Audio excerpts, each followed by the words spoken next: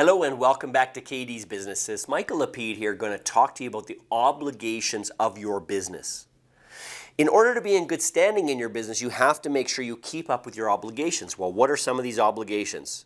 Well, first of all, if you look at the business itself, you better have a quality product or service. You better have good customer service. You probably need contracts or a way to format purchases, or maybe it's a receipt and so forth. You need good paperwork. You might need health and safety in your business. Most businesses do.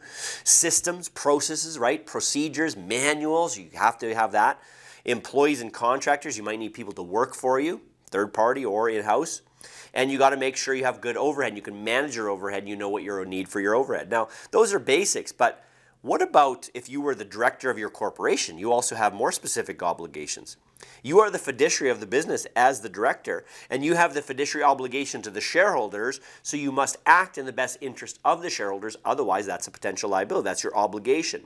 Acting with prudence and diligence. Right? Do your best as a director no matter what. So if you need to hire advisors or whatever you need to do to make sure that the company runs, that's your responsibility. That's your obligation.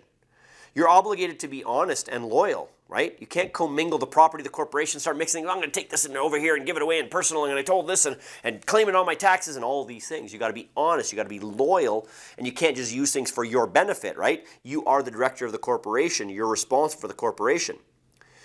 Exceptional liabilities. If money from the corporation is distributed for payments of dividends, shareholder loans, or improper movement of shares, if that's improper, the director is actually liable for that. Even though someone else might have got the money, the director can be liable.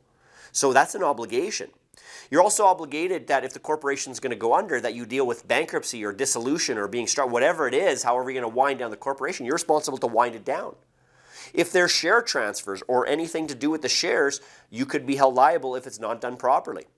Employees' wages. Directors can be responsible for certain areas of payroll tax and different areas of the wages that they can be responsible. Fraud is another one.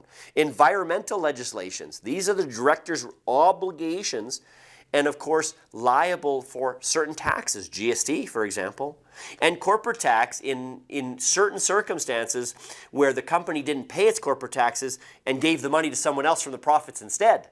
Now, they can also attach it to that person who received the money in that case. But at the end of the day, the director has a lot of obligations. So the company has certain obligations, but the director has a lot of obligations. If you got questions, we'd love to hear from you. Post in the comments below, and we'll hope to see you in the next video.